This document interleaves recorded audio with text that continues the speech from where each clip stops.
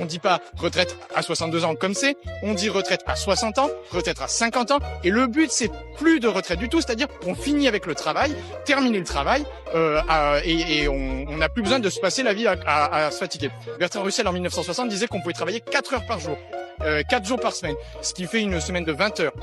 Donc on imagine ça, semaine de 20 heures, on s'arrête à 50 ans, ça va, ça suffit, on produit assez pour se nourrir, pour se divertir, etc. Donc faut limiter le temps. Je dis aux agriculteurs, n'ayez pas peur, vous aussi, de dire que vous ne voulez plus de la rentabilité.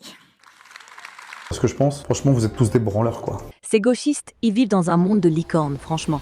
Travailler 20 heures par semaine, 14 jours à 5 heures, et choper la retraite à 50 ans, c'est complètement déconnecté. Écoute, les chiffres, c'est du vent. L'économie, elle tourne pas sur des rêves. Si tout le monde bosse 20 heures, qui fait tourner les usines, les hôpitaux, les transports? Et la retraite à 50 ans? Avec quoi tu la payes? Avec des billets de Monopoly?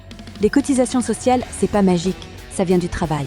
Moins d'heures, moins de thunes, et pouf, le système s'écroule comme un château de cartes.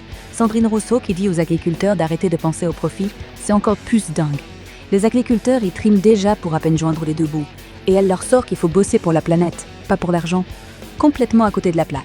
Sans profit, pas de ferme, pas de bouffe, rien. Elle vit dans une bulle où tout le monde peut se permettre de jouer les écolos bobos. Et cette histoire de 20 heures par semaine, 14 jours, retraite à 50 ans, c'est toujours aussi absurde. Ça marcherait jamais. L'économie s'effondrait en 2 secondes. Ces gauchistes, ils balancent ça pour faire rêver les foules.